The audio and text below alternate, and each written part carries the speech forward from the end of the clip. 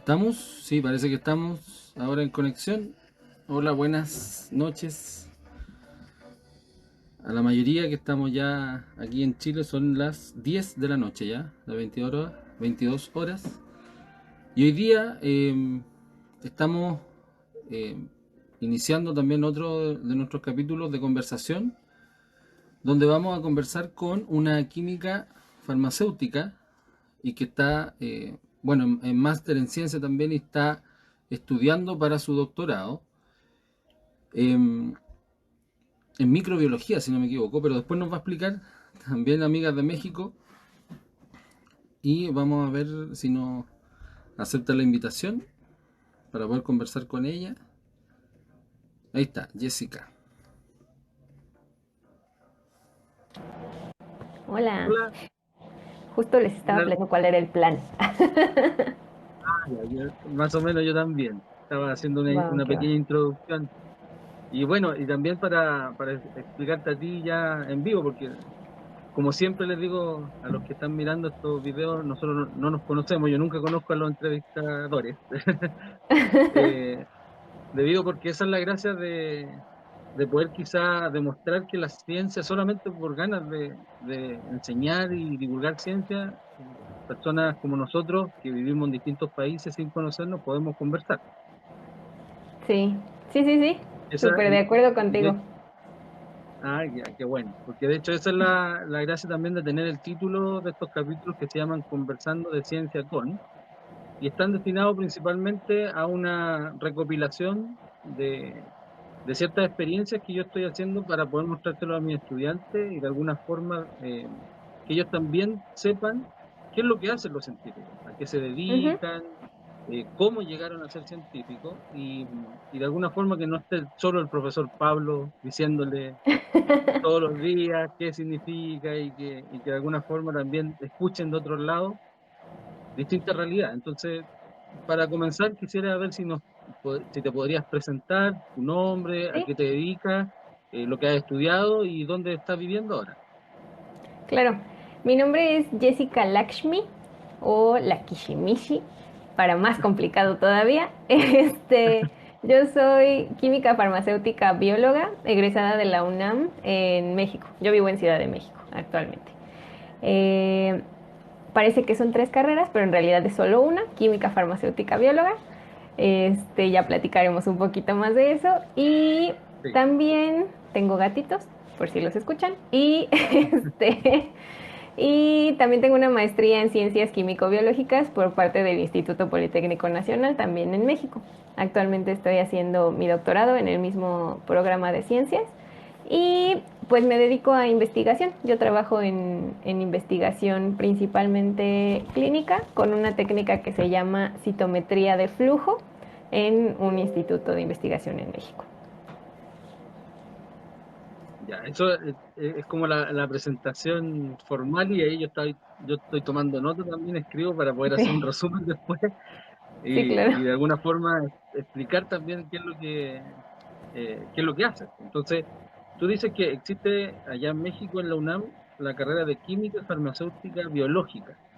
Ajá, Acá en Chile existe la carrera de química y farmacia. ¿Cuál es ok. la diferencia con tener ese otro nombre? Sí, sería algo parecido. En química farmacéutica biológica podrías también dedicarte al área de... Está relacionado mucho a ciencias de la salud, ¿no? Es la química aplicada a las ciencias de la salud. En química farmacéutica, pues lo que vemos es producción de medicamentos o desarrollo de nuevos medicamentos. También tiene la parte de farmacia clínica, ¿no? Para apoyar a cómo administrar esos medicamentos a los pacientes, pero teniendo directamente contacto con ellos, todo lo que es farmacovigilancia, desarrollo de vacunas, todas estas cosas. En la parte de la química biológica, pues tendría un poco que ver también con tratamiento de pacientes, pero en la parte más de análisis clínicos, por ejemplo. Entonces, todo esto que tiene que ver con los estudios de sangre, ¿no? Que si tienes la glucosa, el conteo de leucocitos, por ejemplo, las biometrías hemáticas y estas cosas, lo hacen también los QFBs, dedicados más a la parte pues de biología clínica, bioquímica y estas cosas. Mira qué interesante, porque acá, por lo menos en Chile, está química y farmacia, que se dedica como a la parte de remedio y también a la parte de investigación, pero netamente en lo que es remedio Ujú. y todo lo que es síntesis de ciertos medicamentos y lo que hacen, eh, eso último que tú dijiste tú, que el análisis clínico lo hacen los tecnólogos médicos, es otra carrera que se dedica Ajá. a Sí, acá esa, tienes entonces aquí sería como un dos en uno. Acá tienes, dependiendo también de la escuela, en donde yo estoy, bueno, estuve en Facultad de Química de la UNAM, sí es una sola carrera y tienes como áreas de especialización al final, digamos, aunque en realidad no todos salimos con el título de QFB. Hay otras escuelas donde sí eres químico farmacéutico o químico bacteriólogo parasitólogo, por ejemplo. La parte de biología que vemos tiene más que ver con microbiología, ¿no? Hacer Ok. prueba, o sea, sí en humanos la parte de análisis clínicos, pero también, por ejemplo, para ver resistencia a antibióticos en ciertas bacterias, pues eso lo haría también un QFB. La verdad es que lo padre de la carrera es que te puedes dedicar a muchísimas cosas. Que veo, eso es interesante de tener esta variedad también y este gran nombre en la, en la Sí, carrera. Eh, y es difícil de bueno, traducir. sí, USB, Cuando, dice tú ahí. cuando te vas a otro lugar, porque suenan como si fueran tres carreras, pero en realidad sabemos un poquito de varias cosas y pues ya está padre que puedes aplicarte a diferentes áreas. Ya. Mira, acá nos manda saludo Gabriela Carballo, no sé si la ubica, también de allá. Sí, Gaby. Sí, un saludo para ella que también ya le hice la entrevista ya, la conocí, muy buena Sí, científica. sí, sí, aquí Mira, por aquí anda también Ali, que ya vi que también platicaste con ella. Lali también, saludo a ella, Sí. sí. Ahí están las dos peleando con haters, no peleen, bloqueenlos nomás. Ay, pues es que a veces sí hay que enseñarle a la gente un poquito que la Mira, ciencia es padre y no hay que tenerle sí, miedo, ¿verdad? Sobre todo. sí, no, y yo me voy metiendo a todas esas cuentas que dicen cosas porque en realidad ahí uno se da cuenta que colocan para poder llamar la atención nomás, porque ni siquiera tienen fotos, ni siquiera tienen Sí, publicaciones que uno no. diga, está alguien importante, ¿no? No, sí. Mira, te iba a preguntar, la carrera, la QFB, ¿cuántos años duró tu carrera? ¿O dura? Dura 9 semestres. Se, acá las carreras normalmente, bueno, dependiendo de la universidad, pero casi siempre se miden en semestres. Entonces serían 9 semestres o 4 años y medio. Yo me tardé pues casi eso y más o menos un semestre más, pues en lo que termine los trámites de la tesis y estas Claro. cosas, porque yo me titulé por tesis Y luego hiciste un máster en ciencias químico-biológicas, como que más de lo mismo en suena, ciencias pero químicas, es como la continuación de la carrera. es, de hecho, en otra universidad, en la otra universidad pública más grande del país. Y pues también parte del el programa, lo que tiene igual de padre, es que tiene diferentes áreas de especialización, igual. Hay pues los que se dedican a toxicología, yo estaba más en el área de inmunología, mucho de igual bacteriología y estas cosas. Tiene así muchísimas áreas, pero pues sales con el título de maestro en ciencias químico-biológicas y de ahí pues ya te puedes igual enfocar a varias cosas. Ya. ¿Y esa en qué universidad fue? En el Instituto Politécnico Nacional, El específicamente en la Instituto escuela, Politécnico. ajá, en la Escuela Nacional de Ciencias Biológicas. ¿Y ese máster dura 4 semestres, 2 años Ese dura aproximadamente? 4 semestres, ajá, 2 años. O Y sea, como es con eso un, llevamos 7 años estudiando. sí, nada más de la carrera para acá, sí. ¿Y ahora este es tu primer año de doctorado? No, ya voy casi a terminar. Me veo más joven de lo Ah, que. mira, por eso estoy Sí, no, sacando cuenta. sí, no, Algo, ¿cómo se alimentan ustedes? ¿De qué se alimentan ustedes? Porque he entrevistado a Alicia, a Gabriela, a ti, y parecen bebés. taquitos, ¿Y tacos en el mexicanos. doctorado cuántos años lleva estudiando? En el doctorado pues ya técnicamente tendría que terminar este semestre, pero para graduarte de doctorado aquí en México al menos nos piden que pues publiques un artículo en una revista indexada, entonces pues eso todavía está trabajándose, pero pronto, espero, ya Ah, terminar mi doctorado, pero los 8 semestres ya están. ya, mira, 4 años. Ujú. O sea, Ya estoy todos, sacando la cuenta que está cerca de los 30. ya de hecho, ya tengo 30.5. Uh, mira, Sí, yo ya, terminé, eso es yo terminé importante. sí, yo terminé mi maestría y afortunadamente pues estaba en el lugar correcto en el momento indicado y empecé a trabajar casi luego en este laboratorio de investigación con la técnica que te comento que se llama citometría de flujo y pues ayudo a diferentes laboratorios a la parte de investigación clínica en donde trabajo. Yo trabajo en un hospital y ya llevaba como un año trabajando cuando decidí empezar el doctorado a la par de mi trabajo. Yo sigo trabajando en el laboratorio de investigación y aparte hago el doctorado pues para seguirle con esto de el currículum y pues seguirme educando y seguir pues poder apoyando a los distintos proyectos de investigación. Y después vas a seguir con el postdoctorado. Ahí sí dependerá. Yo sigo con mi trabajo, entonces ahí pues para poder ir aplicar a un postdoc tendría o que tomarme un año sabático o de plano dejar mi plaza para poder pues firmar contrato en un postdoc en otro lado. Entonces dependiendo de cómo se vaya dando la cosa, pues ya Ya. lo veremos. Fijo, te hago estas preguntas. Primero, te felicito porque igual que Muchas tienes que gracias. estudiar harto. Y no solamente mis alumnos se van a dar cuenta que el profe Pablo es el que estudia. Todos tenemos que estudiar harto para poder dedicarnos a la ciencia. Y Sí, lleva 11 años estudiando realmente lo que tú elegiste estudiar. Eso es importante para mí también demostrárselo a ellos que no solamente una carrera y salir a trabajar, si uno quiere seguir estudiando, lo puede hacer. sí.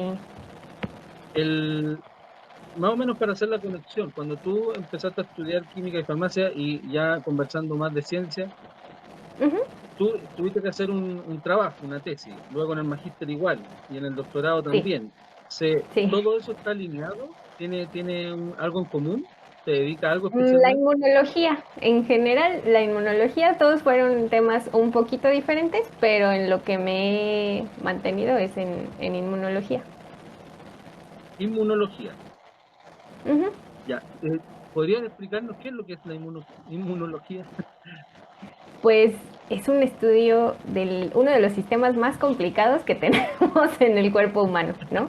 Y seguramente pues se ha escuchado mencionar muchísimo en todo lo que va este año de pandemia, porque es el que se encarga en general de controlar las infecciones, ¿no? De Ah, cualquier patógeno que nos pueda atacar mediante diferentes mecanismos, ya sea mediante moléculas que liberan, como por ejemplo los anticuerpos, ¿no? Que lo hemos escuchado mucho también en este año, que pues son moléculas que pueden bloquear directamente a los patógenos, por ejemplo virus, bacterias, y pueden o evitar que se unan a nuestras células y les hagan daño, o marcarlas para que otras células puedan llegar y eliminarlas. Y otros mecanismos celulares, como por ejemplo estas células que pueden eliminar a los patógenos directamente o eliminar a las células infectadas. Básicamente la inmunología pues se encarga del estudio de todo el sistema inmunológico, que también a su vez está conectado con otros sistemas como el endocrino o el de las hormonas o el sistema nervioso. mire, clarito. Espero. Sí, sí, súper bien. Es que bueno, yo soy físico, me dedico más a la parte de astronomía y de la educación, así que si yo te Ok, entiendo, yo creo que se va a entender. súper. El, ¿Tú te dedicas especialmente a algún tipo de infección, a una vacuna, a una solución a algo, a una enfermedad? ¿A qué te dedicas principalmente? En el laboratorio donde trabajo y con mi tutora, que ha sido mi tutora durante mis 3 tesis hasta ahorita, trabajamos mucho con la respuesta inmune innata. que es pues la primera que ataca a los patógenos cuando llegan al cuerpo, ¿no? Está compuesta de las células, principalmente las células circulantes, o sea, las que tenemos en la sangre, y hay celulitas que cuando se encuentran con un patógeno, pues directamente las atacan mediante estos distintos mecanismos que te comentaba, ¿no? Liberando moléculas o comiéndose a los patógenos o liberando moléculas que van a llamar a otras células para que empiecen a hacer pues, otros trabajos, ¿no? Y así. Entonces, nos dedicamos principalmente a respuestas del sistema inmune innato y a respuestas que tienen que ver con inflamación, enfermedades como la sepsis, que no es una enfermedad específica, sino que es una inflamación sistémica, o sea, en todo el cuerpo, que es difícil de controlar. Ya también hace daño la respuesta exacerbada del sistema inmune. Y para que lo conectemos con algo de la vida real, lo que pasa en COVID es sepsis también. Sucede la infección por el virus del SARS-CoV-2, el sistema inmune empieza a responder, primero mediante la respuesta innata y después empiezan a montarse otras respuestas del sistema inmune adaptativo. Y pues todas estas respuestas hacen que haya una inflamación en todo el cuerpo. Si la enfermedad no se controla, como pasa en el COVID leve, que pues se queda en un resfriado muy muy fuerte, pero que se queda más o menos localizado en las vías respiratorias, cuando ese se agrava y el virus pasa, por ejemplo, a la sangre, la respuesta también se vuelve sistémica. Y entonces la inflamación es muy fuerte y se genera esto que se llama sepsis, porque es una respuesta inflamatoria aguda, porque se da como en un momento, no es algo que lleve mucho, mucho tiempo, que está relacionada a una infección. Entonces, en lo que yo he estado trabajando, pues tiene que ver un poco con esto de sepsis. Eso hice en mi tesis de licenciatura y en la tesis de maestría.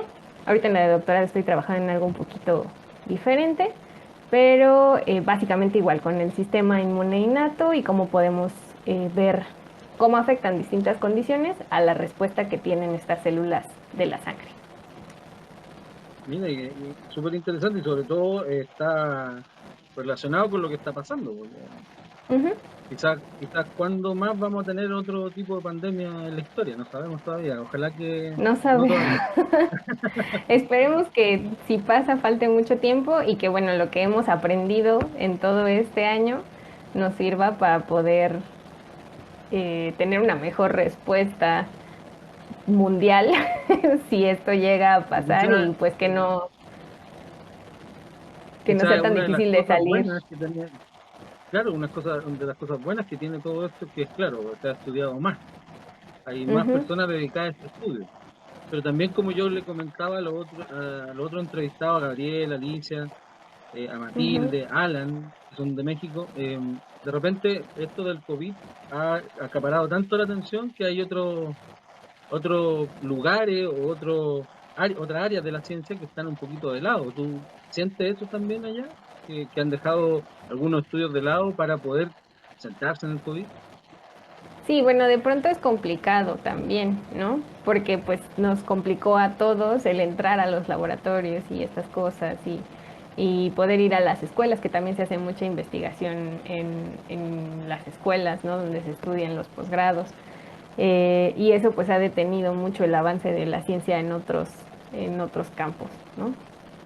Y también siempre ha sido complicado esto de los presupuestos, ¿no? Conseguir el dinero para hacer la ciencia. Y ahorita pues sí eh, ha habido mucha inversión, como lo hemos visto para las vacunas, por eso tenemos las vacunas ya disponibles, porque ha habido muchísima inversión en ese sentido. Pero pues eso también hace que el poquito dinero que había pues se haya tenido que enfocar a esto de COVID, que pues claramente no es un desperdicio porque se ha avanzado mucho y se conocen muchas cosas, pero sí definitivamente ha complicado otras áreas de estudio que también necesitan atención. A lo mejor a lo que esto debería de llamar nuestra atención es que se necesita más presupuesto en general para la ciencia, ¿no? Para que no tengamos que escoger ¿no? Ay, bueno, ahora COVID porque nos urge COVID, pero entonces tenemos que descuidar todo esto. Y en realidad todo es importante. Eso justamente te iba a preguntar, porque en realidad se lo he preguntado a todos. El tema del financiamiento, si no tuviese el COVID, ya el financiamiento no es suficiente. Y eso Sí, parece no. que es una tendencia latinoamericana.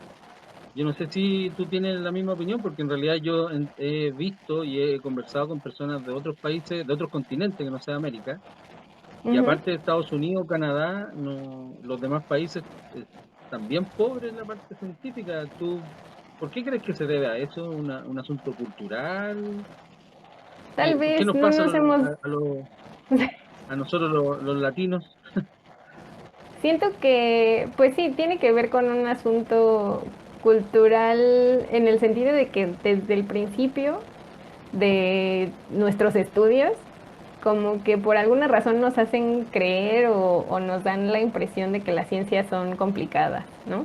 Y esto que estás haciendo creo que está súper padre para que, pues desde la educación más básica, pues vean que no, que la ciencia está padre y hay muchas ramas y te puedes aplicar a muchas cosas y es cosa de perderle el miedo y solo encontrar pues la que te guste, ¿no? Y de ahí pues le irás echando más ganas. Pero pues sí, creo que como sociedad no tenemos ese acercamiento a la ciencia tan, la vemos complicada y entonces por eso Mm. es muy importante esto de la divulgación y eso pues se va permeando hasta las esferas más altas que tienen que ver con los que reparten el dinero para qué cosas, ¿no? Y entonces como que no le ven la importancia a la ciencia y a lo mejor simplemente porque no la entienden, ¿no? Porque se dedican a otras áreas del conocimiento, áreas más sociales, ¿no? Que también es importante, pero sí se necesita darle la importancia a, a la ciencia y a partir de ahí, pues que se asignen los dineros para que podamos seguir avanzando, porque también si no hay dinero, pues no puedes hacer muchas cosas y no puedes entonces demostrar que sí es como súper importante y se pueden hacer muchas cosas y puede generar muchos beneficios para la sociedad también. Allá en México, ¿quién está a cargo del presupuesto científico? ¿Tienen algún ministerio en particular? Pues sería el CONACYT, que es la Comisión Nacional de Ciencia y Tecnología. Ah, ya. Acá existía algo parecido que se llama CONICIT, con una I diferente. Ajá. Y, y hace poco se creó un ministerio de ciencia y tecnología. Ujú. Pero los Sí, cambios pues no han sí, sido muchos. nada más de nombre, dices. Sí, sí, porque en realidad los presupuestos en comparación con otros países no, es abismante, una diferencia súper grande y eso hace que en vez de crear vacunas tengamos que comprarlas, que es lo que Sí, estábamos sí, hablando la última vez con Alicia. no tenemos la infraestructura para poder hacer desarrollo de vacunas como en otros países y entonces no se ve, como que todavía ven a la ciencia como un gasto más que como una inversión, ¿no? Si ya tuviéramos toda esa infraestructura, pues podríamos haber hecho avances en nuestro mismo país que pues a lo mejor esa inversión de mucho dinero que se hizo en algún momento pues habría servido para ahorrarnos mucho dinero en este momento y hacer las cosas más fáciles para la gente que ya vive aquí o allá en Por tu eso es caso. importante, por eso yo creo que es súper importante la divulgación científica, porque a veces se queda en eso, se queda en que Ujú. expertos que estudiamos ciencia, ya decimos una cosa y es como para solamente comunicar algo, entretener y listo, sino que se queda ahí en el aire ciertos temas que en realidad deberíamos estar hablando todo el mundo, pues, así como estamos hablando y preocupándonos de lo que está pasando en Colombia, la Sí, preocupación que hay en distintos países. Yo creo que la ciencia debería ser un tema de todos los días, porque de alguna forma las redes sociales nos han llevado a eso. Tú, entrando más o menos en ese tema, ¿tú crees que esto del COVID y todo eso te llevó a esto, a estar en TikTok, a estar en este live con este profesor? sí, sí, definitivamente. Yo vi que había muchas dudas. De las primeras cosas que hice cuando empezó la pandemia fue hacer grupos de WhatsApp con mi familia extendida, ¿no? Tenía mi grupo de WhatsApp con mis papás, con mi hermano, pero pues ya hice grupos de WhatsApp con mis tíos, con mis abuelos, con mis primos y demás, porque empezó a circular muchísima desinformación por todos lados. Y claramente yo no soy la experta en todos los temas, pero sí estoy un poco más cercana a las áreas de la salud, ¿no? Y Te finalmente iban a preguntar a ti. inmunología tiene mucho que ver con esto que está pasando de COVID. Y entonces sí fue un de, a ver, si ven algo, antes de que lo empiecen a compartir, antes de que se espanten, antes de que empiecen a hacerse ideas en su cabeza, pues me pueden preguntar y si no lo sé, lo investigamos, ¿no? Y ya está. Sí. Pero pues después de un año de pandemia, sigue habiendo muchísimas dudas, ¿no? Y hay gente que sigue sin creer, ahora que lo que está, lo más importante es las vacunas, hay gente que sigue sin creer que las vacunas son importantes, ¿no? Y sin entender por qué es necesario que la mayoría de nosotros nos vacunemos. Y entonces yo vi muchas dudas, tengo un hermano que se dedica a crear contenido en redes sociales y me dijo, pues mira, ahí en TikTok hay un nicho. Hay gente que quiere aprender, hay mucha gente que tiene dudas, hay mucha desinformación, pues si quieres, ahí está. Y ya me ayudó un poco a hacer esto del perfil y que los hashtags y esas cosas que yo la verdad desconocía. Y pues ya, me ha servido para acercarme a mucha gente. También, pues, sí recibo muchos comentarios de, ok, estoy más tranquila con tus videos, hay muchas cosas que no entendía y ya me ha ayudado, ya me convenciste a vacunarme o a vacunar a mi familia, eso me da, así es de lo que más gusto me da leer. Y pues sí, creo que es muy importante y yo tengo mucho esta idea y lo he comentado con otras personas, que también es un poco nuestra culpa de los científicos el que la gente no voltee a ver a la ciencia, porque no, a veces no somos muy buenos para comunicarla, no nos lo enseñan finalmente, y entonces ir buscando maneras de comunicar la ciencia creo que también es un poco nuestra responsabilidad para devolverle a la sociedad un poco y también para quitarles el miedo. Es que de hecho por eso estamos acá. Yo creo que los científicos de alguna forma se han dado cuenta y nos hemos dado cuenta que falta esto de enseñar. Y yo por eso me meto en este tema, como llevo ya 15 años siendo profesor de escuela y en realidad no me sorprenden las preguntas que hay en Internet. De hecho, hay mucha gente que cree que la Tierra es plana todavía, hay mucha gente que no cree que hemos llegado a la Luna, que lo de Marte es una pérdida de tiempo. Y lo respeto porque en realidad no hay una cultura que nos enseñe realmente para qué son las cosas. Ujú. Acá en Chile yo creo que no debe ser tan diferente a México que a uno le enseñan desde pequeño que tiene que estudiar para poder ser alguien y ganar dinero. O sea, Sí. no hay una cultura que nos diga tú tienes que estudiar para ser feliz y estudiar lo que te gusta.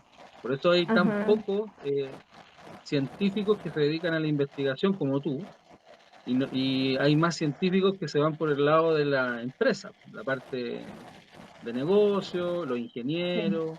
Y eso es más o menos por eso hago esta entrevista, para que mis alumnos se den cuenta que también está esa posibilidad de poder ser científico, de poder estar conversando con gente, divulgar la ciencia, que es súper entretenido, Sí. y aparte de eso, poder conocer otras realidades y conocer el mundo, de alguna forma, o por las redes sociales, o cuando se mejore esto en forma presencial, que es lo que más me interesa hacia mis alumnos, que puedan viajar, que puedan conocer todo lo que puedan del mundo. Y en ese sentido te iba a hacer una pregunta con respecto a tu especialidad. Cuando tú me Ok. dices inmunología y que tú ya llevas 11 años estudiando eso, ¿tú nos podrías decir en qué parte del mundo o qué país o qué continente, no sé cómo llamarlo, eh, es el que está acá en el top de Uy. inmunología de lo que tú estudias? Es que es tan amplio que la verdad es que en muchos lugares se hace esto de, de la inmunología, porque está en todos lados, la verdad. Porque Claramente, pues donde hay si a ti mucho... si te dijeran, oye, ¿sabes qué? Te vamos a dar una beca postdoctoral en cualquier lado. Ay, bueno, ¿Cuál elegirías yo tú? me voy a Italia porque a mí me encanta. Y tengo, bueno, conozco un profesor que pues también allá trabajan con esta parte de sepsis también, inflamación, o sea, algo muy similar a lo que hacemos acá, pero con un poquito más de dinero. Y entonces, pues estaría como súper padre. Además, mi área de especialidad como tal, sí me he dedicado a la inmunología, pero es una técnica que se llama citometría de flujo y bueno, allá se hace también muy increíble con muchos más recursos que los que tenemos aquí en México.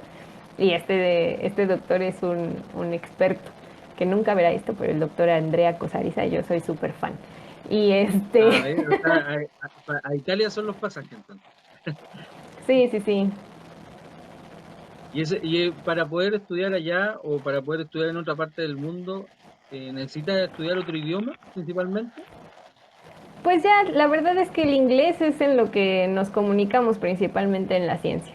Entonces, digo, a lo mejor sería ideal para la parte de vivir en Italia el conocer un poco de italiano, sin embargo no es indispensable, ¿no? Te puedes Ya. mover hablando en inglés, eso sí es súper importante, no solo si vas a estudiar en otro país, sino para la ciencia en general, porque pues toda la ciencia se comunica en inglés, ¿no? Desafortunadamente.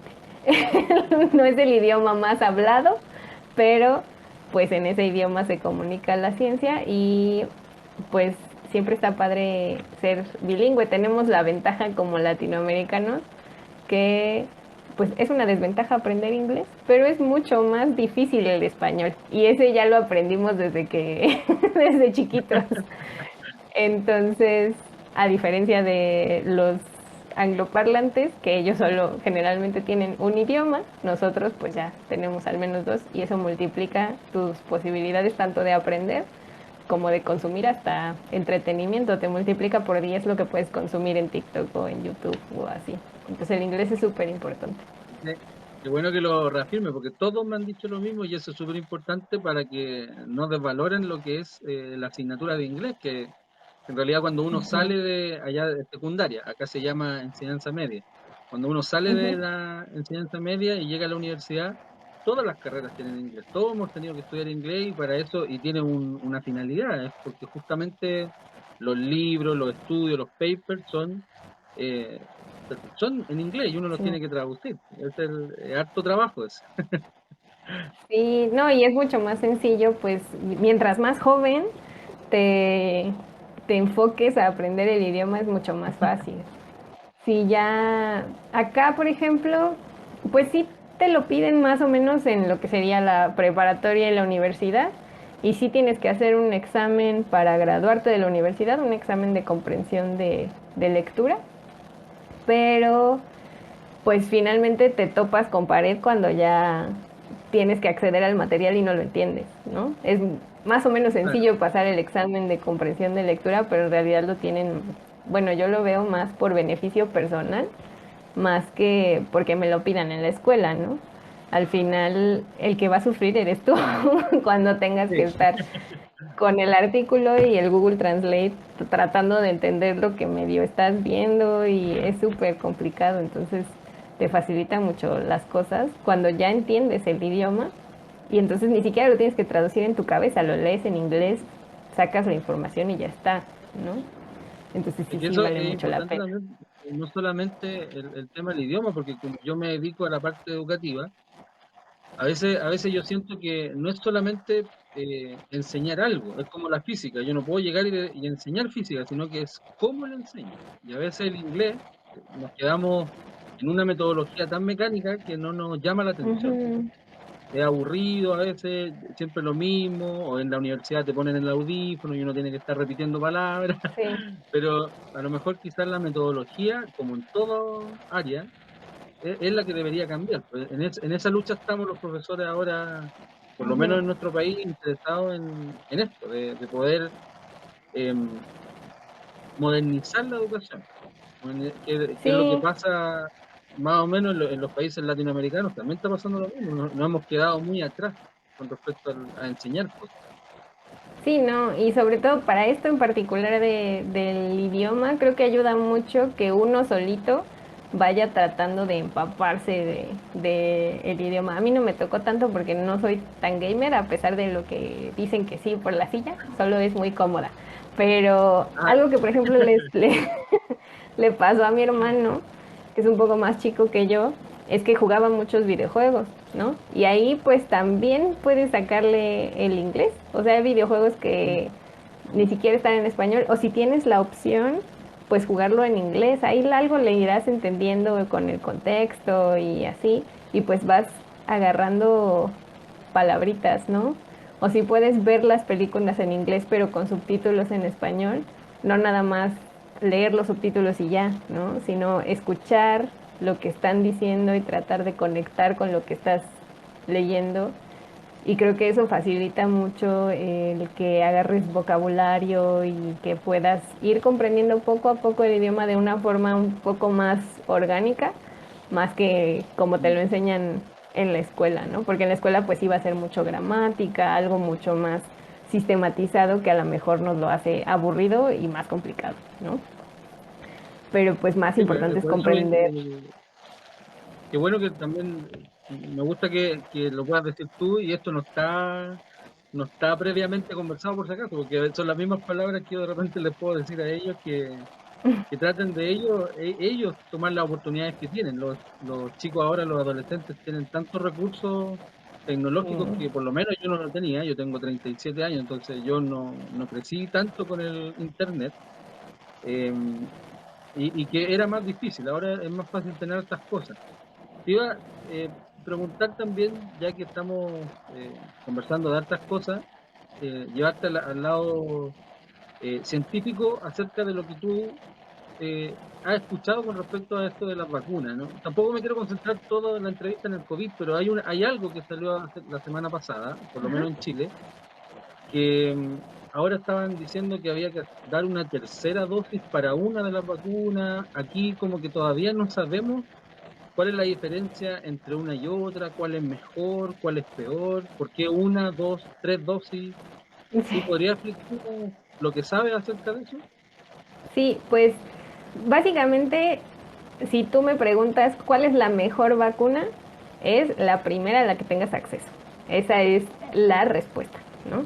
Porque en realidad todas son buenas y todas nos protegen de las presentaciones más graves de la enfermedad, ¿no? O sea, acabar en el hospital, en una unidad de cuidados intensivos o de morir. Eso es lo más importante. Y en realidad funciona igual con otras vacunas, como por ejemplo con, bueno, en México, influenza o lo que sería la gripe en Estados Unidos, que nos vacunamos cada año, ¿no? Contra la influenza. Así funciona un poquito esto de la tercera dosis que salió la noticia de Pfizer. La mayoría de las vacunas que tenemos disponibles en este momento son de 2 dosis, a excepción de una de CanSino y la de Johnson Johnson. Todas las demás son de 2 dosis. Lo que hacen esas 2 dosis es, con la primera, presentarte a la enfermedad, presentársela a tu sistema inmune, ¿no? Y decir, oye, Ya. esto es lo que tienes que recordar, ¿no? Si nunca te has enfermado de COVID, pues entonces nunca has visto al SARS-CoV-2 y lo que hace la vacuna es decirle, oye, acuérdate de esto, ¿eh? Porque si un día te lo encuentras, dale, básicamente. Ya, eso es lo Esa es, primero, ya. esa es la primera dosis. La segunda dosis es un boost o un refuerzo. Entonces lo que hace es, una vez que tu sistema inmune ya tiene la información, le dice, oye, ¿te acuerdas de esto? Y tu sistema inmune lo que hace es responder rápidamente. Por eso pasa a veces, en algunas personas, que a la segunda dosis tienen una reacción más fuerte. O sea, si con la primera dosis nada más les Mm, dolió el brazo, con la segunda dosis a lo mejor luego les duele la cabeza o se sienten un poquito más mal, porque su sistema inmune ya no está empezando de cero, sino que ya recuerda el virus y dice, oye, y luego se pone a los trancazos, ¿no? Y lo Eso que hace es, no significa que sean distintas dosis, sino que es la misma vacuna, pero el ajá, cuerpo la asemeja más rápido, se ajá, defiende más exacto, rápido. como ya lo reconoce, pues luego empieza a responder y entonces la respuesta es un poquito más fuerte. Y lo que hace esta segunda respuesta es que se generen células de memoria que pues ya se van a quedar por ahí guardaditas en ciertos pues espacios que tiene el sistema inmune para guardar células a futuro. Y entonces, tiempo después, si tú te llegas a encontrar con el virus, como ya tienes células de memoria, hacen una respuesta más robusta y duradera, el refuerzo. Y entonces, si te vuelves a encontrar el virus más meses después, ahorita no sabemos qué tanto va a durar la protección que nos dan las vacunas, pero hemos visto que al menos 6 meses para algunas. Entonces, si tú te encuentras al virus, digamos, 6, 8 meses después, como ya tienes estas células de memoria, pues igual vas a poder responder. Esto de la tercera dosis, en realidad no lo tenemos que ver como una tercera dosis de, ay, pues ¿qué nos sirvieron las otras dos? Sino, sino más bien como otro refuerzo, igual para recordarle al cuerpo de, acuérdate que aquí está esta cosa, ¿eh? Y también para poder ajustar la vacuna a variantes. Se ha escuchado muchísimo de las variantes, que son pues versiones del virus un poquito diferentes. Y entonces estas pequeñas diferencias podrían hacer que la respuesta que montamos con la vacuna inicial a lo mejor no sea tan eficiente contra estas nuevas versiones del virus. Entonces, lo que se hace, por ejemplo, con la influenza, es que hay diferentes cepas de influenza circulando cada año. Y entonces cada año nos vacunamos porque la vacuna se ajusta un poco para esas cepas de influenza que andan siendo más comunes. Lo mismo va a pasar probablemente con el SARS-CoV-2, que se va a ajustar un poco la vacuna para que sea más eficiente también contra las variantes y nosotros sigamos recibiendo pues como recordatorio al sistema inmune para que pues todo el tiempo tengamos una protección vigente, digamos. No sabemos cada cuánto tiempo, no sabemos si va a ser para todas las versiones de la vacuna, porque pues como tú lo sabes, la ciencia avanza todo el tiempo y entonces estamos aprendiendo todavía, pero ya es algo que nos imaginábamos que iba a suceder por el tipo de virus que, que ya hemos visto que se ha ido adaptando, por eso se han generado tantas variantes y pues igual nosotros nos vamos a tener que adaptar a él. Súper clarito, con palabras muy buenas, porque en realidad necesitaba preguntarte. Él está sacando un doctorado en inmunología, ¿a quién más le podemos preguntar? O sea, por eso es importante y aprovechar esta entrevista para preguntar eso, porque acá por lo menos en Chile hay esta desinformación y claro, a mí me pasa también que yo soy físico, pero igual me preguntan a mí porque son el único científico que conocen cerca. Entonces a veces yo digo, Sí. no tengo la respuesta, no sé por qué, unas dos, otras tres. Lo único que sé es que los virus mutan y si antes entraba por una puerta, ahora tiene una llave que entra por dos, tres puertas. Entonces, como que lo único que le digo es que vacunarse. A mí me dio el COVID, no sé, ¿a ti te dio también? No. No, a mí me dio y realmente uno se siente mal. Menos mal Sí. que yo, a diferencia quizás de otras personas, y pasa también entre los profes, yo no me enfermo mucho, no soy bueno para enfermarme, pero cuando me dio el COVID realmente me sentí mal en forma general. Y todavía Sí, sí, siento que sí, no estoy como al cien por al ciento 100. Hago algo, me canso. O sea, en realidad no es mentira lo que sale en la prensa, en las Sí, redes no, sociales, no es y justo por eso, digo, afortunadamente la mayoría de las personas, y me imagino que fue tu caso, pues la pasan leve, ¿no? El 80% de los claro. contagiados de COVID tienen una enfermedad leve, pero aún así no es despreciable. Y tú lo puedes decir mejor que nadie, me lo acabas de decir, que se siente bien feo, no es nada más una gripita, te sientes que, o sea, no puedes, ¿no? Con el mundo y que te vas a morir, aunque no, lo más probable es que Claro, no. claro. Y uno como es científico también, uno está acostumbrado a que si te duele la cabeza te toma un remedio y se te pasa. Te duele el estómago, te toma una gotita y se te pasa. Aquí yo me tomaba Ujú. antibióticos, me tomaba paracetamol y no se me bajaba la fiebre, no se bajaba. Entonces ahí es donde uno empieza a pensar, esto es nuevo, esto es distinto. Yo nunca lo había visto por lo menos como enfermedad. Eh, Hasta Sí. que ya se estabiliza y uno conoce más o menos los efectos y lo que más me llamó la atención es el tema del olfato. Yo perdí el olfato, fue el primer indicador. Ujú. Eh, Sí, Todavía no entiendo por qué. ¿Por qué un virus te hace perder el olfato? lo No, que no pasa es entiendo que la parte como básica, física, de los sensores, no entiendo. aparentemente el SARS-CoV-2 lo primero que vimos es que se une a unos receptores, entra a las células por un receptor que se llama ACE2. Y lo que sabíamos es que se está pues en vías respiratorias y en los pulmones, pero eso afecta mucho a esa parte del cuerpo, ¿no? Pero en realidad también se expresa en muchas otras células y afecta pues endotelio, y el endotelio está en todas partes, ¿no? En las venas y estas cosas. Y al parecer con la parte del olfato puede tener que ver con que afecte directamente a las neuronas, o sea, a la parte del sistema nervioso que va a detectar los olores, pero también a las células del endotelio que soportan o sea, que agarran esas neuronas que detectan los olores. Y entonces, como La pierden el bloquea. soporte, digamos que lo que hacen los virus es que entran a la célula y pues finalmente la matan, ¿no? Y entonces infecta a esas células de soporte de los nervios que detectan el olfato. Y entonces, pues en lo que se recuperan esas células, pues tarda en recuperarse el olfato. Y de hecho es muy común que las personas que tengan una presentación leve de la enfermedad pierdan el olfato porque la infección se mantiene más que nada en las vías respiratorias altas. O sea, en nariz, garganta y así. También afecta a pulmones, por eso te cansas, ¿no? Todavía. Sí, Pero no todavía me canso. afecta tanto como en las presentaciones graves de la enfermedad. Y es poco común que las personas que se ponen muy graves, o sea, que les afecta mucho los pulmones, pierdan el olfato, porque casi no afecta esta parte, digamos, el virus. Se va más como a pulmones y más a la sangre y a un asunto más sistémico, ¿no? Como platicábamos al principio. Y en la presentación leve se queda un poquito más como en la parte de arriba del aparato respiratorio, digamos. Y por eso se pierde el olfato, porque se afectan las células que sostienen a los conductos nerviosos por donde entran los olores. Oye, ¿y es verdad que hay una diferencia entre hombres y mujeres con respecto a la enfermedad o somos todos en el sistema inmune?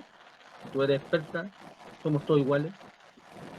Pues tiene que ver también, como el sistema inmune también está un poco relacionado con las hormonas y estas cosas, pero sí se ha visto en COVID que los hombres suelen ponerse más graves por diferentes factores, que pueden ser también como de hábitos, porque es más común que los hombres fumen, son más comunes algunas comorbilidades, ¿no? Como cardiovasculares y así, son más comunes en hombres y por eso pues les suele afectar más. La mayoría de las personas que se ponen más graves son hombres, entonces sí hay diferencias, sí es cierto. Por eso, por el porcentaje mayor de enfermedades que podemos tener más los varones que las mujeres, pero en Parte de número. No es que yo comorbilidades y coloco, también parte que por las comorbilidades que tienen y también expresan más del receptor al que se une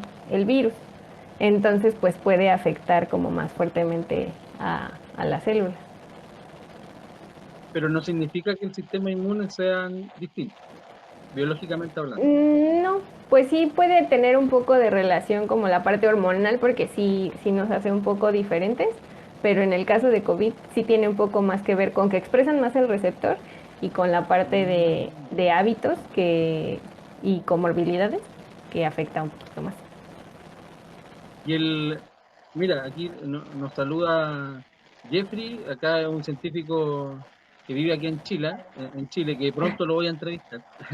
Muy Ya nos bien. tenemos que poner de acuerdo nomás. Mira, nos hace una pregunta igual súper atingente a lo que está pasando. Dice, ¿has tenido intercambios con personas que son antivacunas? Estas personas antivacunas, ¿cuál es su argumento que dan para no vacunarse? Pero Pues científico, no tan... sí.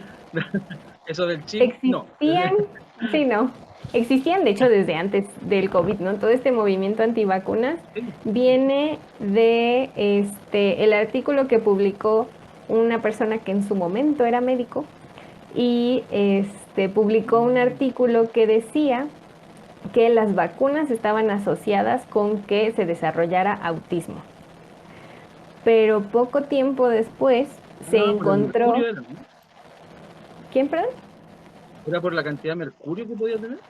Que por el aluminio y no sé qué, porque Ya. se usan unas cosas que se llaman adyuvantes, que lo que hacen es activar mejor al sistema inmune y pues son sales de aluminio. Pero en realidad no hacen ningún daño y de hecho lo importante es que después se encontró que el artículo de este señor, porque ya ni siquiera es un doctor, no es un científico, es una persona que hizo un fraude y entonces Ah, escribió su mira. artículo con datos falsos y porque tenía todo ahí un plan posterior de como que desestimar estas vacunas a las cuales estaba diciendo que causaban autismo y después meter otras cosas en el mercado. O sea, su plan era vender y escribió un artículo fraudulento. El problema es que se publicó en una revista muy importante, en una de las revistas científicas más importantes. Después que se vio que su artículo fue fraudulento, se retiró el artículo, de hecho se eliminó completamente de la revista, a este señor se le quitó su licencia y ya, porque era médico y entonces pues ya no podían tampoco ejercer la medicina. El problema es que se quedó esta idea en la gente de que las vacunas están asociadas con el autismo y pues ya de repente le empiezan a meter ahí otros chismes, ¿no? Que si el aluminio, que hace daño, que no sabemos a largo plazo. Y bueno, esto del COVID pues también trajo a que a la gente le entrara mucha duda de por qué las vacunas salieron tan rápido, ¿no? Si tenemos esta información de que las vacunas les toma 10, 15 años desarrollarse. Es la primera vez que vemos que se aprueban tantas vacunas en un periodo de un año, que suena como súper corto, es como de, pero ¿por qué a otras les toma 10 años? Están acelerando la investigación, están experimentando con nosotros, no sabemos qué va a pasar, ¿no? Y entonces le entra mucho miedo a la gente por lo desconocido.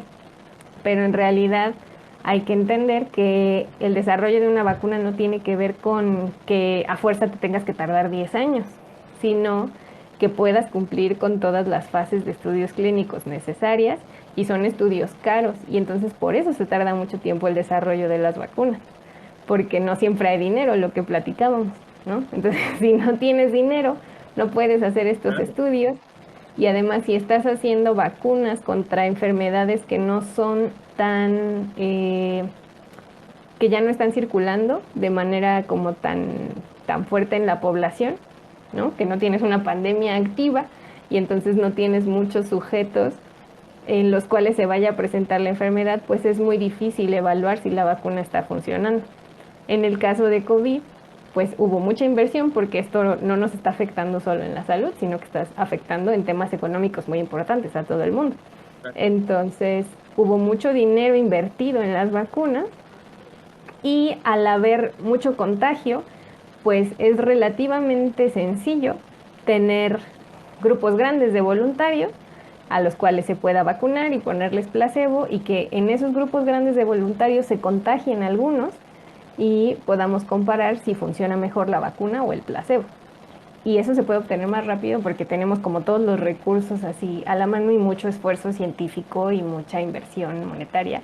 Y no es que sea acelerado, todavía después de que salen esos resultados, cada país, sus agencias de salud encargadas, por ejemplo en México sería la COFEPRIS, en Estados Unidos es el equivalente la FDA, y entonces ellos evalúan esos estudios y dicen, ok, si están, me parecen suficientes, están buenos, están chidos, y entonces ya vamos a aplicarla a la población. Pero cuando nos llega a nosotros, ya está perfectamente estudiada. Claramente, si me preguntas, ¿dentro de un año todavía va a haber inmunidad? Pues no sabemos, porque la primera persona que se vacunó, pues todavía no tiene un año que se vacunó. Y que si va a haber efectos a largo plazo y demás, eso en realidad es muy poco probable.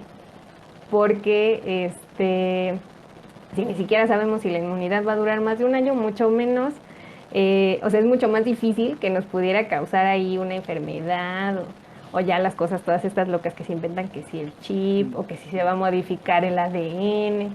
Eso tiene que ver con que pues en realidad no entendemos cómo funcionan, ¿no?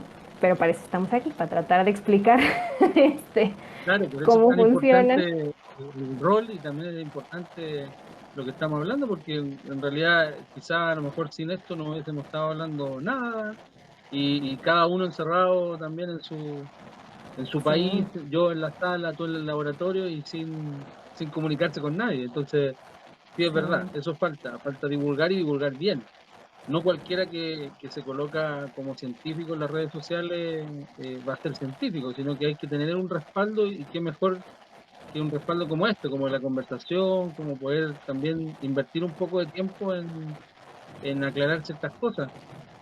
Tú a nivel personal, ¿cómo ves tu futuro como científica? ¿Te vas a seguir dedicando a lo mismo? ¿Te ves en otro lado?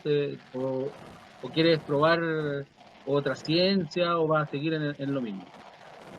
Pues a mí me gusta mucho lo que hago, la verdad me divierto mucho, tengo una oportunidad en el laboratorio donde trabajo también de colaborar con muchos proyectos de investigación distintos.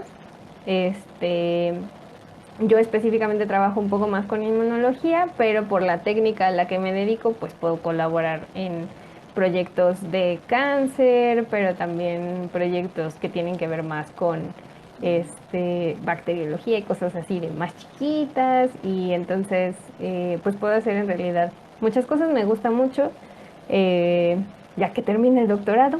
Y si todo sigue en orden, pues a lo mejor sigo trabajando en este laboratorio un rato, porque la verdad sí me gusta mucho, pero pues dependiendo de cómo se vayan moviendo las cosas, si me llama mucho la atención algún proyecto, pues me voy de postdoc, o también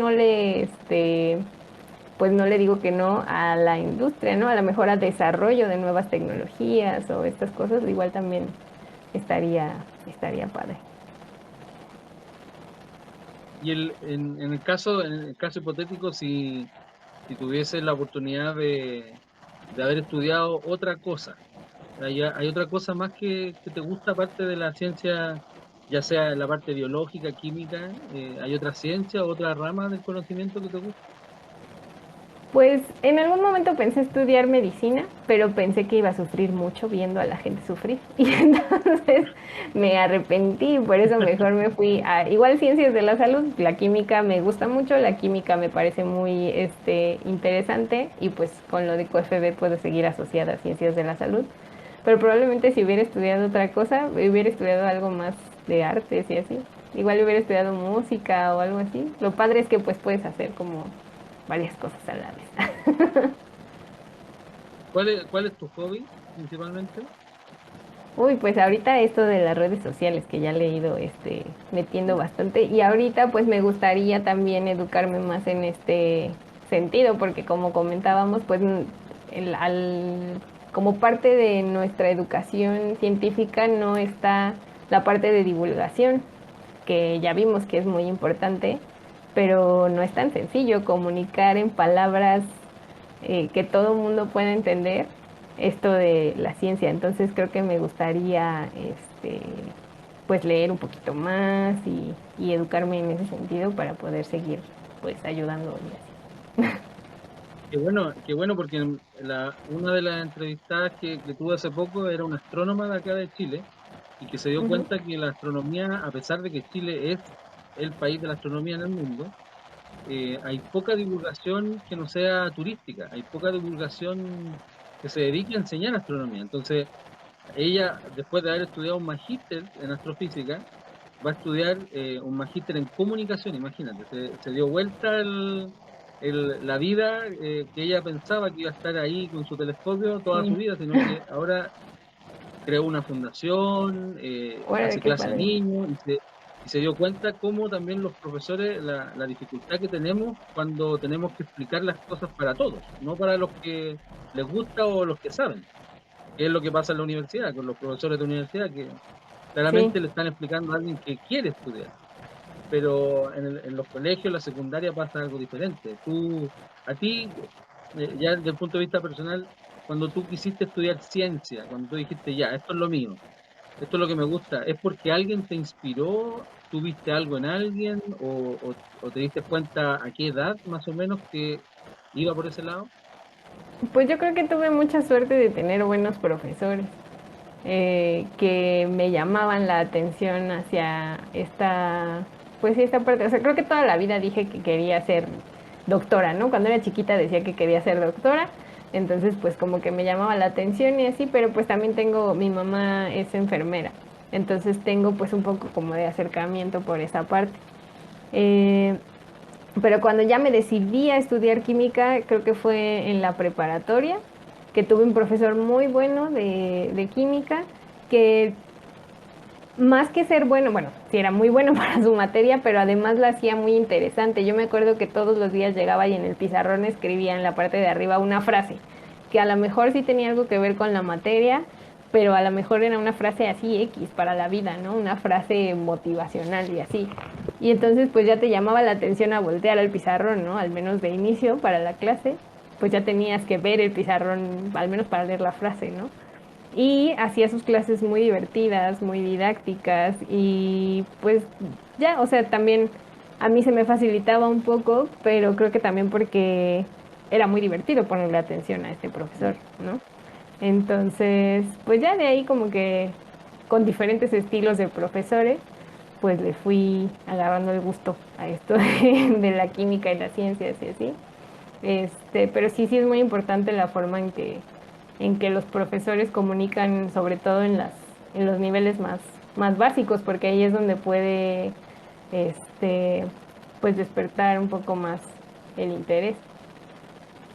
Importante eso que tú dices, porque en realidad también coincide con la respuesta de otros también, la respuesta de otros científicos, en donde de alguna forma las y los profesores son súper importantes y a veces mis colegas no toman el peso de eso, no toman el peso de que realmente su trabajo es importante. Y yo trato de por lo menos reflejarlo en esto. O sea, si alguien escucha esto, aparte de mis estudiantes que tienen que obligadamente escuchar, no, mentira. Eh, de alguna forma, el trabajo es importante porque te puede marcar en la vida. Eso es una de las cosas que yo creo que más refleja la labor de ser profesor y también de divulgador. A veces los divulgadores no toman en cuenta de lo que dicen, claramente influye en el pensamiento de una persona. Puede buscar, se puede quedar con eso, le puede creer, no le puede creer, como lo que estábamos comentando con el tema de la vacuna, que yo no sabía que le habían quitado la licencia, que era un fraude. Aquí en Chile todavía se habla de eso, de que las vacunas tienen mercurio y por eso los niños salen autistas, y lo aseguran, Sí, ¿no? ¿me entiendes? Ujú. Entonces, de alguna forma es importante esta labor. Yo quería también eh, bueno, ya llevamos una hora, pero quería también preguntarte y redondear un poquito acerca de la ciencia en sí. ¿Tú, Ujú. hay eh, algún lugar, algún país que tú admires por el tema de la ciencia en general? Híjole, pues creo que está difícil contestar esa pregunta sin irte a donde hay mucho dinero, ¿no? Porque desafortunadamente es Mm. donde se puede hacer mejor, ¿no? Creo que en Estados Unidos, con esto del NIH y demás, tienen pues mucho de dónde dar financiamiento y poder hacer cosas, pues muy impresionantes. Digo, especialmente a la parte que yo veo más, ¿no? Como de estudios clínicos y esta parte. Entonces, sí se puede hacer muchísimo desarrollo donde hay dinero, ¿no? Y ganas de invertirle y así. Pero pues en muchos lugares creo que se hace cuando se tiene ganas. Y en ese sentido, tú, yo siempre hago la misma pregunta, tú como científica, tengo dos preguntas como para ir cerrando esta entrevista. A mí siempre me han hecho esta pregunta, ¿tú a quién admiras como científico? ¿Tú quién crees que es la científica o el científico más importante de toda la historia, para que lo vayas pensando? Eh, que tú digas, yo a este personaje lo saco y claramente la historia del mundo cambia. O sea, nos gustaría saber eso, cuál para ti ha sido él o la científica más importante y también cuál es él o la científica que a ti te representa como persona. Que tú dirías, Uy, Si yo viviera otra vida, sería como él, sería como ella. Esa es una pregunta inventada por mí, por eso es más difícil, más específica. Pues no siempre coinciden, no siempre coinciden. Yo tengo claro para mí quién es el científico más importante por su aporte, pero no es el que me identifica a mí como persona. Me gustaría ser otro. No sé si en tu caso coinciden o no, para que lo vayas pensando, a ver qué nos puedes decir con respecto a eso. híjole, no sé. Y va a sonar bien cliché, porque además todo el mundo la tenemos bien presente ahorita, porque acaba de salir la película en Netflix, pero Marie Curie, pues claramente hizo avances muy importantes y además no solo en la parte eh, pues de la ciencia, sino en algo que también a mí me apasiona mucho y que he tenido, me da mucha risa porque también he hecho videos sobre un poco feminismo y estas cosas y que tenemos que crecer como sociedad y pues darle lugar a las mujeres científicas, darles el reconocimiento, ¿no? De su trabajo y no solo de, ay, son mujeres, no saben lo que dicen, ¿no? Creo que también Marie Curie pues tuvo un lugar importante en ese sentido, ¿no? Tuvo que nadar a contracorriente. Si ahora nos cuesta trabajo todavía, pues en ese momento era todavía peor, ¿no? Peor. Entonces creo que es muy, muy importante pues su aporte en ambos sentidos, tanto social como científico, ¿no? Y generó sus ¿Y premios cuál? Nobel y un premio Nobel en su familia también, ¿no? Con su hija. Entonces, pues sí, digo, ojalá pudiera ser yo como ella, ¿verdad? Pero Pero ¿ella es la científica que te identifica o es la que tú crees que es la mejor? creo que es la ahorita. Ya. Los aportes que hizo son muy, muy importantes. La verdad es que no sabría qué científica me representa, porque yo siento que todavía no sé nada. Creo que Mira, si es lo algo que dices nos tú, pasa a todos. imagínate todos los estudios que tengo aquí anotados y Conforme vamos estudiando cada vez más, te das cuenta de lo mucho que ignoras, ¿no? sí, Entonces, como que, ay, no sé, ¿quién me está representaría? difícil. Sí, está, Pero, oye, sí pero está. te voy a dar oportunidad de seguir pensando. Ok, ok. Para mí, yo siempre lo digo, para mí el más importante siempre va a ser Newton, por muchas cosas, aparte de la época y todo lo que hizo, y a mí el que me representa es Feynman, un asunto de personalidad, y de que a mí me Ok. gustaría ser como él, de hecho. Pero te lo digo también, y para que sigas pensando, pero no me puedes dejar sin respuesta. Ok, El, ok. ¿tú, tú acá de Chile, conoces algo? ¿Sabes algo de Chile en particular o de ciencia, algo? Pues tengo un amigo que es chileno, ya medio mexicano porque lleva muchos años viviendo acá. Y ¿En serio? ¿Ya? y dudo que lo conozcas, pero es un amigo que estudió igual conmigo la universidad, igual es QFB como yo y se dedica un poco a también el área de inmunología. Acaba de terminar su doctorado y pues ya no creo que se regrese, pero de Chile lo que más conozco es a él. Pero Ah, ya. me gusta mucho su vibra y así, y es un país que me gustaría conocer. Y, y pues nada, Ya, me porque costó de acá pronto un poco de generalmente, trabajo. Al no, principio me costaba aquí trabajo allá pasa entenderle porque bastante. hablaba bien rápido. Eso es lo que nos dicen que hablamos muy rápido. Yo por eso he tratado de hablar un poco más lento. Pero no te preocupes, yo también de repente se me va. Acá en Chile, bueno, lo que la lleva en ciencia a nivel mundial es la astronomía, pero no significa que todo es astronomía. De hecho, hay muchos lugares, y por eso lo hago también, hay muchos lugares que la astronomía no se conoce. No, no es que nos Ujú, especialicemos en eso, a lo mejor afuera nos conocen por eso, pero acá no es tan así. Y sí, aparte que en Chile tenemos todo, todos los climas del mundo, un país muy largo que tiene casi todo y tiene harto recurso marítimo, entonces también hay harta ciencia ligada a eso. de verdad. Em, Ujú. yo te iba a preguntar si conocías algo de inmunología que venga de acá, de Chile, Argentina, Mm, Perú. bueno, sí, yo colaboro con un grupo grande por lo de la técnica a la que me dedico. Participo en la Sociedad Internacional de Citometría de Flujo y tenemos ahora la Sociedad Iberoamericana de Citometría y pues esta técnica se utiliza mucho para analizar pues células del sistema inmune. Entonces, pues más o menos siempre andamos ahí medio relacionados los que hacemos citometría e inmunología y hay muchísimos grupos de investigación en latinoamericanos haciendo cosas importantes en inmunología, o sea, se compone de personas de muchos países, Brasil, Argentina, Chile, estoy pensando si tenemos a alguien de Chile, que ahorita Es no, importante eso. ahorita no me Ya, pues, suena, si fíjate, falta uno, ninguno. ahí vamos a tener que buscar a uno.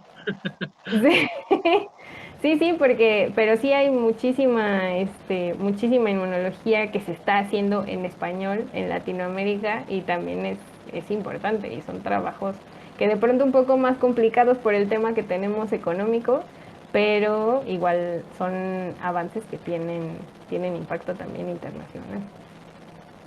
¿Por qué te pregunto también? Porque yo he visto mucho TikTok. Bueno, yo no salgo en los TikTok, yo generalmente coloco videos que me mandan mis alumnos, me mandan mis amigos y yo los convierto en una explicación física. Pero cuando yo Ujú, empiezo a ver TikTok, hay ranking de varias cosas y generalmente las cosas positivas que tienen los rankings latinoamericanos, aparece siempre Chile en el primer puesto.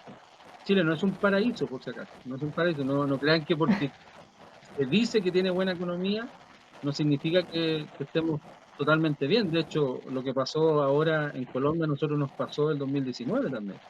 Y todavía hay, si no fuera por la pandemia, está latente esa preocupación acerca de la desigualdad que hay acá. Entonces también hay una desigualdad de educación, de ciencia, junto con la economía, que es lo que estábamos hablando al principio. sí.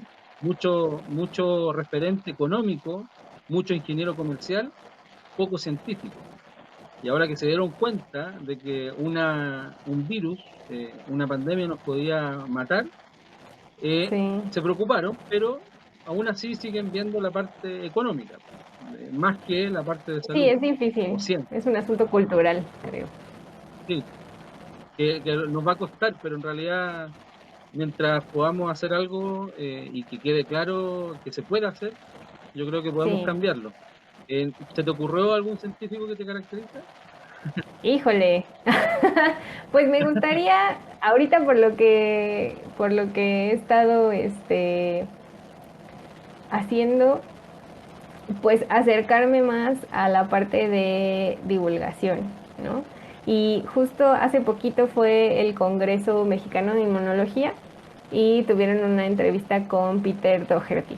Peter Doherty es veterinario, o sea, su formación inicial tiene que ver con veterinaria, pero después pues ha hecho muchos avances en inmunología y ganó un premio Nobel de Medicina por el descubrimiento de unas células del sistema Wow. inmune, la descripción de las células del sistema inmune. Y me llamó mucho la atención que parte de la entrevista, bueno, en la entrevista que le hicieron, le preguntaron que qué más podíamos hacer los científicos fuera del laboratorio, ¿no? O sea, claramente todos los avances científicos son importantes y esos los hacemos desde nuestros laboratorios, ¿no? Y demás, pero ¿qué más podíamos hacer? Y pues justo hablaba de esto, ¿no? De divulgar la información, de encontrar las palabras correctas para hacer llegar toda la información que estamos generando al público en general y que también vean la importancia.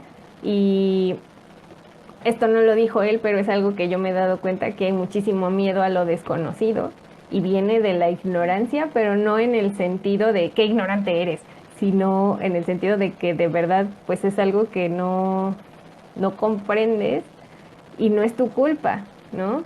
Es algo que pues no se te ha enseñado a lo mejor de la manera correcta, pero si encontramos las palabras que resuenen en tu cabeza y que sean lo suficientemente sencillas sin faltarle al respeto a la información, igual y pues pierdes esa ignorancia y por lo tanto también el miedo. Y este doctor bueno, tiene ya su instituto, ¿no? Es un señor doctor, ¿no? Y tiene, pues ya su propio instituto de investigación con su nombre. Y están haciendo un podcast que se llama Inflammation and Immunity, una cosa así. Pero es justo en el afán de divulgar, o sea, hablando con científicos de su instituto, él mismo está en el primer episodio del podcast y es gente que se dedica así full a la ciencia y que están haciendo su esfuerzo por traer esta información hacia la gente que no se dedica a la ciencia, y eso me parece muy, muy importante. Entonces, pues esa actitud tal vez me representa, en el sentido ¿Ves? de creo que Hasta que lo es, logré, lo logré. es importante llevarlo a la gente, ¿no?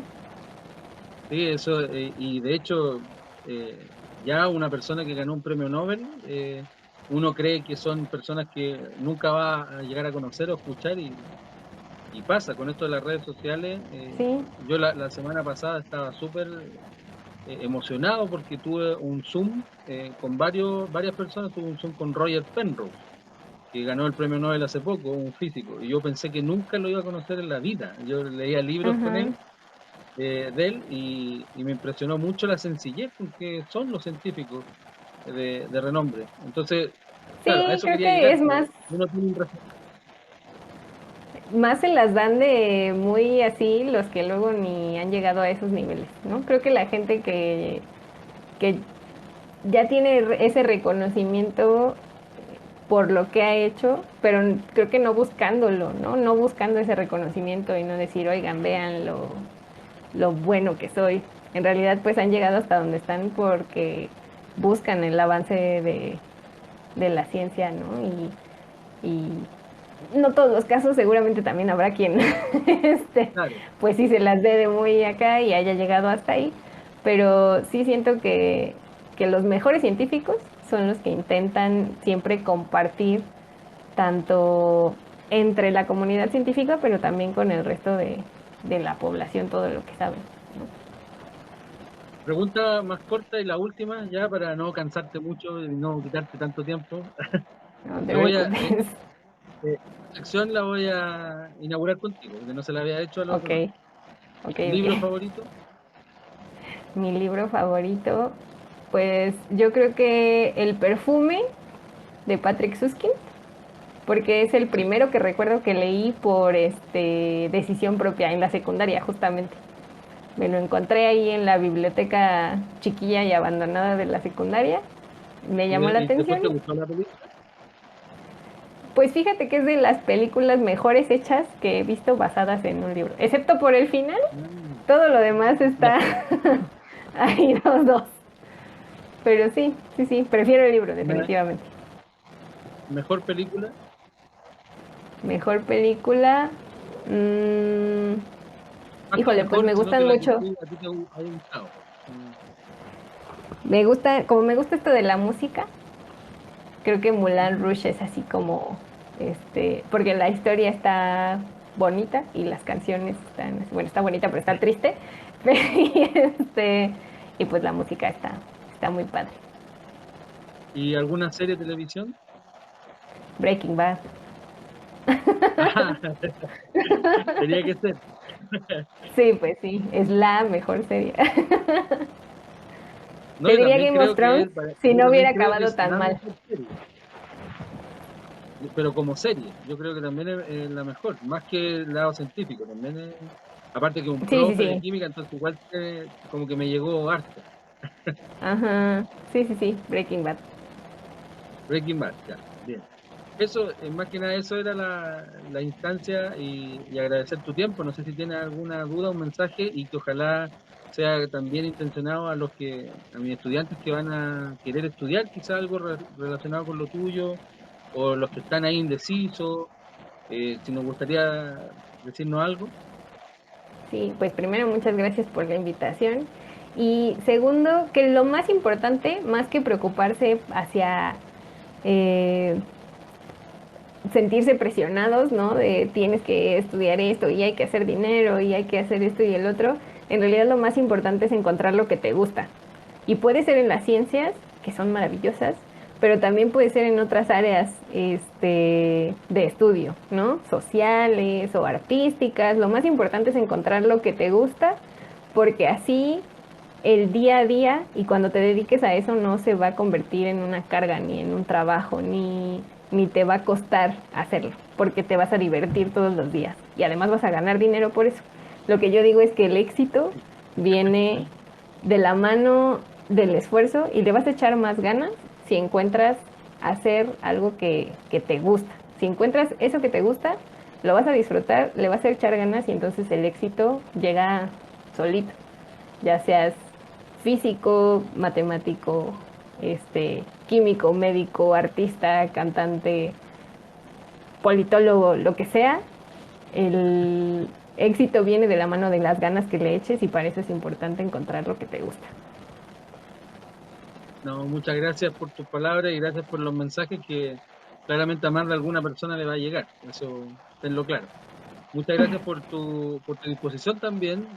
Como repito, no nos conocíamos y ahora ya nos conocemos. Yo también, Pero cualquier un cosa gusto. que sí, no, de todas maneras, que tú necesites en el ámbito de la Muchas astronomía, la gracias. física o cualquier recomendación que tú quieras hacer a otros científicos tuyos para yo poder entrevistarlo, aquí estamos. Así que muchas Sí, gracias muchas gracias. por todo. Ya, y un saludo a todos, a Colombia también, que estamos Sí.